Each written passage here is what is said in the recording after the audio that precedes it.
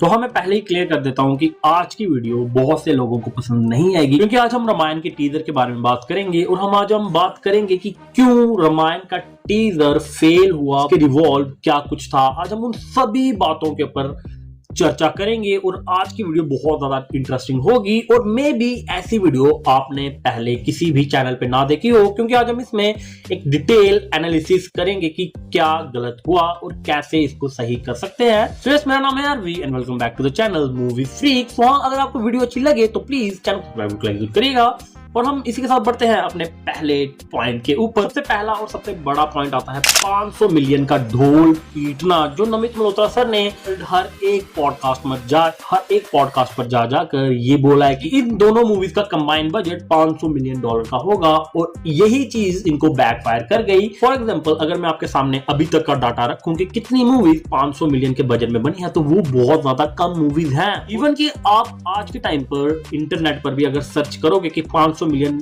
के बजट पे कितनी मूवीज बनी है, तो भाई सबसे पहले आपको रामायण ही दिखेगी। तो ये चीज बहुत ज्यादा बैकफायर करेगी। बट मैं आपको बताता हूं कि कितनी मूवीज आज तक 500 मिलियन के बजट पे बनी है। तो first of all, Avengers end game और इन्फिनिटी वॉर का कंबाइंड बजट 1 बिलियन है। तो हम ये अज्यूम कर सकते हैं कि दोनों मूवीज का बजट 500 मिलियन होगा और उस मूवी के वीएफएक्स कितने ज्यादा फोटो रियलिस्टिक और कितने ज्यादा पॉलिश्ड हैं वो मुझे आपको बताने की जरूरत नहीं है। और इसी साथ अपनी अगली मूवी आती है pirates of the Caribbean the dead man chest and 450 million था। और अपनी अगली 3 मूवीज आती है एक ही फ्रेंचाइजी से, जो कि है हॉबिट सीरीज। 2012 और 2014 में इन तीनों मूवी का कंबाइंड बजट था $623 मिलियन। आज के टाइम पर भी हॉबिट मूवीज देखोगे तो आप डिफरेंशिएट नहीं कर पाओगे क्या सही है और क्या वीएफएक्स। इन सभी मूवीज के बारे में इसीलिए बताया कि भाई आपको भी पता चले कि 500 मिलियन का बजट कोई छोटा बजट नहीं है। इवन की दुनिया में भी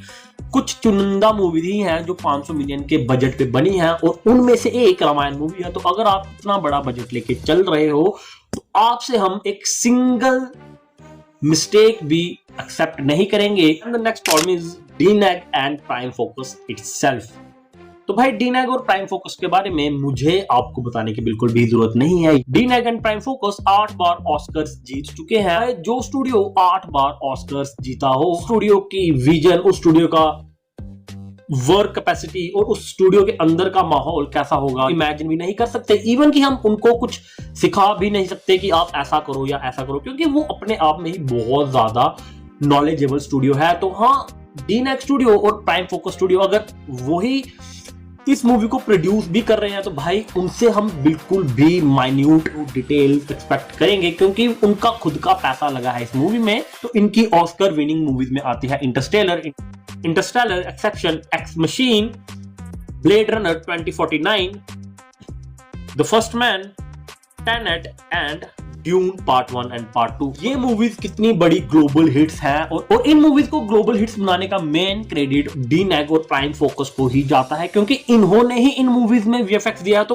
कैसे ही अपनी मूवीज में, अपने घर की प्रोडक्शन में इतना ज्यादा लैकलस्टिंग हो सकते हैं, यही सबसे बड़ी प्रॉब्लम है। और इसी चीज के लिए सोशल मीडिया पर इस मूवी के ट्रेलर को इतना ज्यादा बैकलैश झेलना पड़ रहा है। अगर डीनैग इस मूवी में इन्वॉल्व ना होता, अगर प्राइम फोकस इस मूवी में इन्वॉल्व ना होता, तो मैं भी इस मूवी को कम क्रिटिसिज्म देखने को मिलता। और भाई this is the one of the biggest problem of Ramayan movie. The next problem is the lead actor Ranbir Kapoor himself. तो रणवीर कपूर भी इस मूवी के रास्ते में बहुत बड़ा रोड़ा बनकर खड़े हुए हैं, at least for the Indian people, for the Indian audience. Ranveer Kapoor के पास्ट इंटरव्यूज और उनकी पास्ट कंट्रोवर्सीज भी बहुत ज्यादा आड़े आती हैं प्रभु श्री राम का रोल प्ले करने के लिए। बट मेरे लिए ये सभी चीजें मैटर नहीं करती, क्योंकि हम एक एक्टर को एक कैरेक्टर प्ले करते हुए देख रहे हैं, ना कि वो कैरेक्टर है। मैं जानता हूं कि प्रभु श्री राम का कैरेक्टर बहुत ज्यादा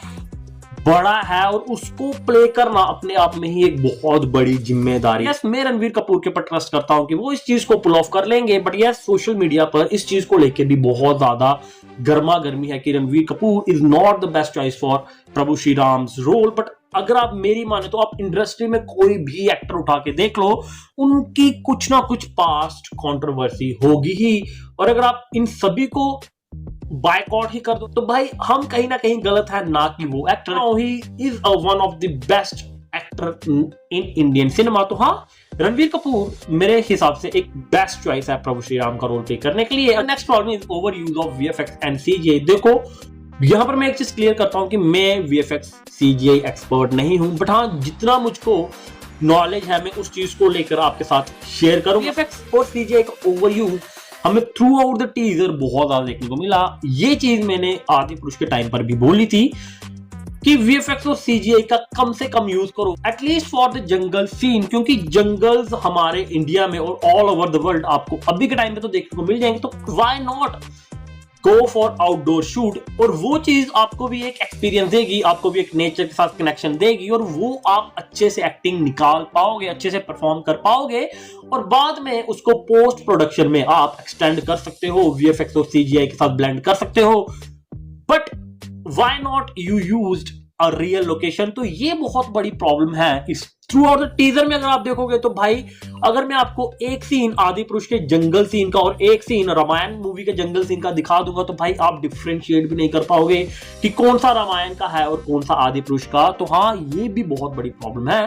और अगर आप जायंट मॉन्स्टर और जायंट क्रिएचर्स को भी देखोगे तो वो भी अच्छे से ब्लेंड नहीं हुए हैं। मैं अगला पॉइंट लाऊंगा, वो है हाफ बेक प्रोडक्ट। और मेरा ऐसा मानना है कि नवनीत मल्होत्रा ने बहुत ज्यादा जल्दबाजी में इस टीजर को ड्रॉप किया है। 8 टाइम ऑस्कर विनर स्टूडियो कैसे इतनी ज्यादा गलती कर सकती है, हमें अपनी आंखों से भी देखने को मिल रही है। तो हाँ, मैं ऐसा मानता हूं कि ये हाफ बेक प्रोडक्ट इन्होंने हमारे सामने लाया और ये बहुत ज्यादा हॉट स्पॉट में इन्होंने ड्रॉप कर दिया। मैं भी अभी भी रेंडरिंग, एडिटिंग, इन सभी का काम स्टूडियोज में चल रहा है दिन रात, और मैं भी आने वाले समय में जब हमें कॉमिक कॉन में इस मूवी का टीजर, ट्रेलर या कुछ भी देखने को मिलेगा, तो वहां पर हमें एक फाइन प्रोडक्ट देखने को मिलेगा। अब आदिपुरुष के ट्रॉमा से हम सभी वाकिफ हैं, बट हाँ, मैं यहाँ पर अपनी स्टोरी बताना चाहूंगा। तो जब आदिपुरुष मूवी का टीजर ट्रेलर आया, इवन जब आदिपुरुष मूवी को अनाउंस भी किया था, तो तब से मेरी इस मूवी से बहुत ज्यादा होप थी, और मैंने ऐसा सोच लिया था कि आदिपुरुष मूवी को मैं अपनी मम्मी पापा को भी देखने ले जाऊंगा, क्योंकि पहली बार हम रामायण को इंडियन सिनेमा के बड़े स्क्रीन पर देखने जाएंगे और ये मूवी हमें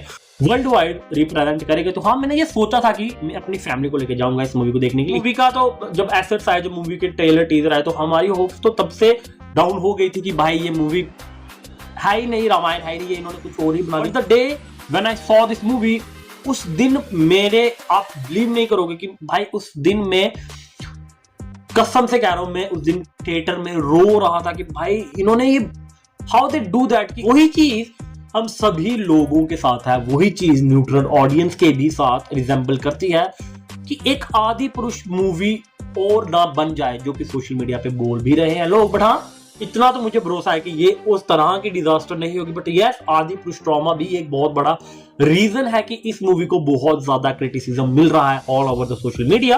and the next problem is की लाइटिंग इशू। अब लाइटिंग इशू को आप ऐसे ले सकते हो कि कहीं कहीं पर हमें इस मूवी की, कहीं कहीं पर हमें इस चीज में लाइटिंग बहुत ही ज्यादा ब्रिलियंट, बहुत ही ज्यादा अच्छी देखने को मिल रही है। बट यस, कहीं कहीं पर इस मूवी, बट यस, कहीं कहीं पर टीजर में लाइटिंग बहुत ही ज्यादा फ्लैट देखने को मिली, जो कि हम नहीं एक्सपेक्ट करेंगे एक 500 मिलियन की मूवी से। तो यस, लाइटिंग भी बहुत बड़ा रोल प्ले करती है किसी भी सीन को इनहैंस, किसी भी सीन को अपलिफ्ट करने में और किसी भी सीन को डाउनग्रेड करने में। तो next problem and one of the biggest problem of this teaser is Namit Malhotra sir himself. Namit Malhotra sir ने अभी तक इतनी पॉडकास्ट पर जा जाकर अपना ये ढोल पीटा है कि भाई हमने 10-12 साल की रिसर्च करी है, हम रामायण के रूट्स से जुड़े हुए हैं, हमने वाल्मीकि रामायण से सभी एसेट्स उठाए हैं, हम बहुत ज्यादा डीपली कनेक्ट हैं, हम डिवोशनली कनेक्ट हैं। वो जो हर पॉडकास्ट पर जा जाके बोल रहे हैं कि ये इंडिया की तरफ से जवाब होगा हॉलीवुड के Lord of the rings end game of thrones को। तो अगर वो इन चीजों पर स्टक है, अगर वो इन चीजों को लेकर जा रहे हैं, अगर वो इतने बड़े बड़े इंटरव्यूज दे रहे हैं, हर कहीं पर जाकर इतना कुछ बोल रहे हैं कि हम इसको ग्लोबल लॉन्च करेंगे, हम इसे चाइना में लॉन्च करेंगे, हम इसे मल्टीपल लैंग्वेजेस में लॉन्च करेंगे, हमने ब्रह्मा एआई बनाया, ऑल दैट थिंग। यस, ये बहुत बड़ा रीजन है नमित मल्होत्रा सर के इंटरव्यूज, नमित मल्होत्रा सर के पॉडकास्ट। इसी के साथ हम बढ़ते हैं अपनी अगले पॉइंट के ऊपर, जो आता है कि Hollywood interpretations of demons and monsters. तो अगर आप थ्रू आउट द टीजर देखोगे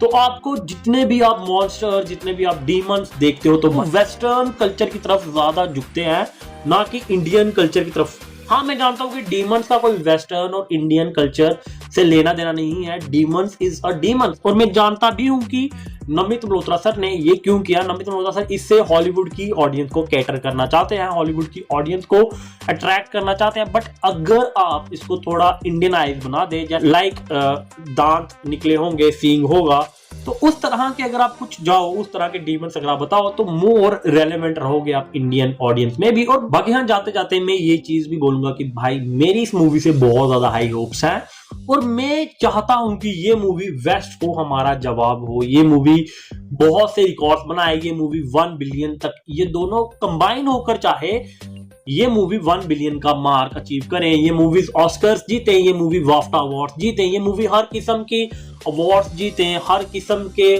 नॉमिनेशन में ये मूवीज जाए, क्योंकि this is our history, our truth.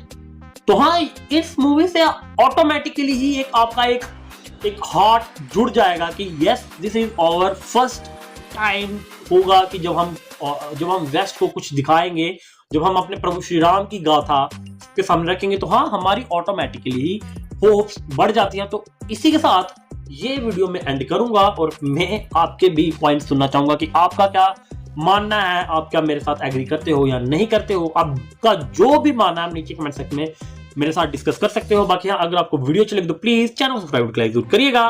मिलते हैं अगले वीडियो में, तब तक के लिए जय श्री राम।